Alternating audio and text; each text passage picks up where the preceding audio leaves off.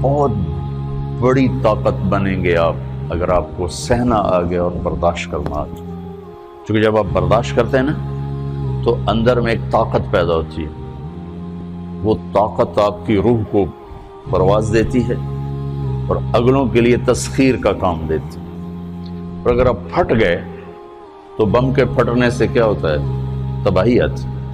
جب آپ پھٹیں گے یا میں پھٹوں گا تو معاشرے میں تباہی آ جائے گی.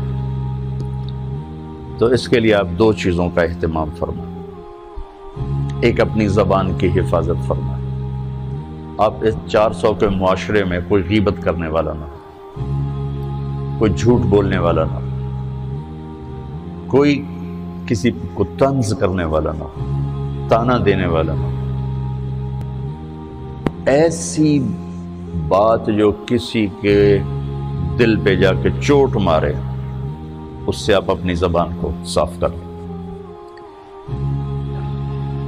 کبھی اس پہ قابو پا سکیں گے، کبھی نہیں، کبھی رہ جائے گا، کبھی ہو جائے گا. تو جب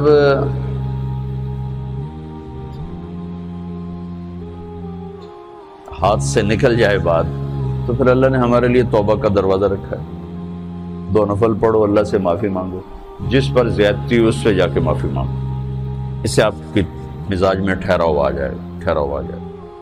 تو میں آپ سب سے یہ گزارش کرتا ہوں کہ اس معاشرے میں آپ اپنی زبان پہ قابو پانا سیکھیں. برائے میرے بہت فائدہ ہوگا. ایک زندگی گزری ہے، شام قریب ہے، تو پوری زندگی کے تجارب نچوڑ بھی اس میں شامل ہیں. اور تجارب نچوڑ کو گولی مارو اور دیوار پہ ڈال دو. میرے نبی کا فرمان اس کے لیے کافی ہے کہ آپ نے فرمایا کہ 2 چیزوں کی ضمانت دے دو، میں جنت کی ضمانت دیتا. ایک تمہارے جو 2 جبڑوں کے درمیان ہے، ایک تمہاری 2 ٹانگوں کے درمیان ہے، اسے پاک کر لو، میں جنت کا ضامن بن جاتا ہوں. اور معاذ بن جبل سے فرمایا کہ تمہیں پورے دین کا نچوڑ بتاؤں. کہ جی کیا؟ تو آپ نے اس حدیث کو میں نے پتہ نہیں ہزاروں لاکھوں دفعہ بیان کر دیا ہے اور ہر دفعہ بیان کیا ہے کہ اچھا یہ ایسے کر کے کیوں فرمایا؟ یہ پہلے کیا پھر کہا کف ھذا. اور کہا کس کو ہے؟ جن کے بارے میں آتا ہے کہ اس امت کے علماء کا جھنڈا قیامت کے دن معاذ بن جبل کے ہاتھ میں ہوگا. اتنے بڑے آدمی. 18 ہجری میں انتقال ہوا. 1434 ہجری میں اردن گیا تو ان کی قبر سے خوشبو آ رہی تھی.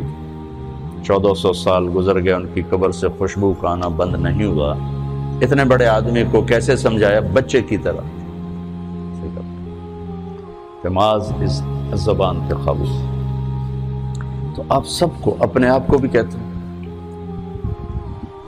وہ عرب خطیب کہتے ہیں اوصیکم نفسی اولا وایاکم کر کے عام طور پہ خطبہ شروع کرتے ہیں. تو میں بھی اپنے ذات سے شروع کر کے آپ سے یہ عرض کرتا ہوں بچوں کہ اپنی زبان پہ قابو پانا سیکھو. یہاں اس کی مشق کر لو. یہ چھوٹا سا میدان ہے، چھوٹا ایک تالاب میں ہے. آپ تالاب، یہاں سے نکل کر آپ ایک سمندر میں کودیں گے جہاں کہ رشتوں کی فہرست ہوگی، تعلقات کی فہرست ہوگی، ناگواریوں کے خوفناک خاردار کانٹے ہوں گے.